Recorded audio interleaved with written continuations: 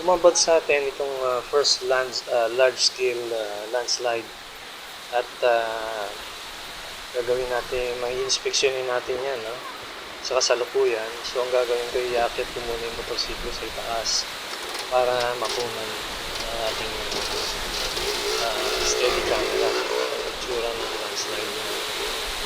Nakikita nyo, dahan-dahan lang natin inaakit yan kasi pag madulas yan, baka hindi tayo mahulog lang tayo sa malalim. Yung bandala, merong malalim na kanal na hinukay ng tubig dun sa 3 araw lang ng pagulan.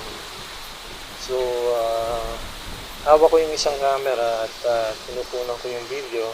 So, hindi tayo covered, hindi tayo abot ng YouTube dito sa kabilang camera. So, ito gumagamit na lang tayo ng so anyway, pagbaba natin dyan, makikita natin na kinain na yung kalahati or more than kalahati ng kalsada. At hindi lang kita rito sa camera, no? Kasi dito sa itaas, yung tapyas ng landslide, ang inabot na yung pundasyon ng at least 2 bahay. Naabot tanaw dito sa direksyon na paparito. At doon natin napapatunayan na yung lupa ay malambot at basa at may tubig. Sa madaling salita, nag-absorb ng tubig yung lupa, no?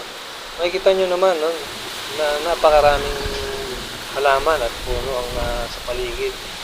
Pero ayon sa ating pagsusuri, mas makikita natin na walang halaman, ay hindi malalim ang ugat ng mga halaman at puno rito. So sa kabilang video, mapapatunay natin na yung bandang gitna, say about mga 6 feet lang, wala nang ugat at walang bato ang lupa na ito. At dahil sa nag-ipon ng tubig sa itaas ng bundok habang umuulan, yung tubig na to ay sinipsip na ng lupa, yung lupang walang bato at walang ugat, at natapyas na siya. Malakas pa rin ang hangin, no, sa mga kasalukuyang iyan. Natatakot na ako, baka pa rin yun, matumba na rin yung ating camera. So hindi pa natin alam yan, hindi ko pa namalayang matumba yung camera. So anyway, nung natapos ko yung aking pagpaliwanag, binalikan ko na tong camera. At yun, ito na siya. Ito na ako.